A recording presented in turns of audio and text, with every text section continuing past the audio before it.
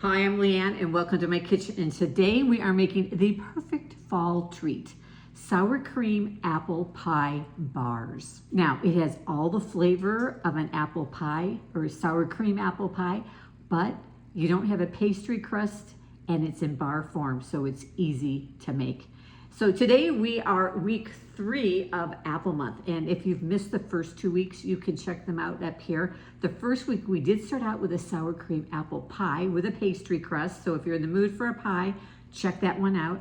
And then last week we made apple muffins, delicious with a cup of tea, a cup of coffee. But today are sour cream apple pie bars. So instead of that pastry crust, we're going to use a crust that is made with oatmeal and chopped pecans. So it has amazing texture and crunch. So you get all the flavors of that sour cream apple pie, but in bar form. So let's get started. All right, so we'll start with that crust, and we are going to be using 1/3 cup of softened salted butter. We're going to add in 1/3 cup of brown sugar, 1/3 cup of all-purpose flour, and then we're going to use 2/3 cup of quick cooking oats. Now, if all you have is old-fashioned oats, you can totally use those just as they are if you want more chew in your bar, or you can put them in a food processor or a blender and pulse them just a couple minutes to make quick oats. We're going to use 1/3 cup of chopped pecans. We've got 1/4 teaspoon of cinnamon, 1/2 teaspoon of baking soda, and then just a pinch of allspice, ground allspice. Now, if you don't have this, you can totally leave this out. All right, and then we're just gonna take a fork and combine this till it's a nice crumbly texture. Okay, once we got that all combined into a nice little crumbly damp mixture, we're gonna take a 9x5 loaf pan. Now, I have lined my pan. If you watch around here, you know I do this a lot, to make a parchment sling. If you don't know how to make this, I have a video showing you how to do it up there. It makes it so much easier to remove your bar cookies out of the pan. You can always spray your pan too with nonstick cooking spray, but trust me, you want to line it with parchment. All right, now we're going to take our mixture, and we're going to only take half of it, approximate half of it, and put it in the bottom of our pan. And then we're just going to press that into a nice even layer. And then we are going to put it in our oven, 350-degree Fahrenheit oven, for 8 minutes to let it bake and just start to turn slightly golden brown around the edges. So while that is baking, I've taken the other half of that mixture and set it aside because we're going to sprinkle that on at the top after we make the sour cream apple filling. And for that, I like to use a Granny Smith apple, a tartar apple.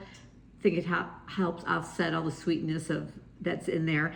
But you can use your favorite apple, whatever it is you like. A Gala, a Honey Crisp would be great. I did peel my apple, and I did chop it into they're fairly small size. They're probably about 1/4 inch. You just want to try to chop them as evenly as possible so that they cook evenly. You don't end up with some mushy apples and some apples that aren't cooked all the way through. So we're only going to use 1/2 cup. Let me grab, there we go, 1/2 cup. So I probably have a little extra here, so I have some for snacking on. And just fill your cup. Don't jam it in there. Just kind of pop it in there lightly. So I have 1/2 cup of apple. In my bowl, I have 1/3 cup of full-fat sour cream. Highly recommend using full-fat sour cream for the best texture and flavor. Gonna add my apples in.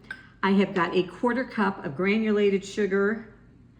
I have a tablespoon of flour, which helps act as a little bit of a thickener.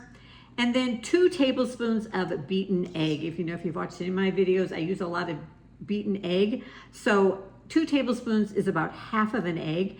Take whatever's left to make one of those giant cookies I have up there. Take it and freeze it, pop it in your eggs in the morning, whatever. Lots of uses for it. I have lots of recipes that use just a couple tablespoons of beaten egg. So we're gonna add that in. And then we're just gonna go ahead and mix that all together. All right, this is ready to go on top of our crust as soon as it's done. All right, I pulled that out of the oven. It's nice and golden brown around the edges. We're just gonna take our apple sour cream filling and spread it across the top of our crust. Make sure you get it all out. All right, and then I just like to use an offset spatula. Helps you get down in there easily. You can use a knife and just spread it over the top in a nice even layer. All right, now we are ready to put the rest of that crumble mixture on top and just sprinkle it evenly over the top. It won't cover the whole surface of the sour cream. You might have some poking out. Totally fine. Depending on how evenly you divided it. Sometimes I do better than others. I end up with more crust than topping, sometimes more topping than crust, but it all tastes great. All right, this is gonna go back in the oven for another 20 to 25 minutes until it is set and that topping is a nice golden brown. Now, after it's done baking, you're gonna wanna let it cool to room temperature and then pop it in the refrigerator to chill. These bars can be eaten warm, but I think they really taste best and the texture is best if they've been chilled and are served chilled. All right, I chilled the apple bars. You can see how easy they pop right out of the pan thanks to that parchment sling. Now I wanna show you. I'm just gonna slice them in half, half again. You could slice them again that way, depending on how big you want them. But I wanna show you that creamy, yummy sour cream apple layer that's in there. So good with the crunch you get in the crust because of the walnuts and in the top. It is so good. So if you are craving a sour cream apple pie, but you don't wanna make a pie crust, try these sour cream apple pie bars. All the same yummy flavor, texture, but you don't have to make a pie crust. These are so good. So I hope you're enjoying our apple recipes. Be sure you've turned on notifications down below so you're notified the next time the next apple recipe drops, and I'll see you in the next video.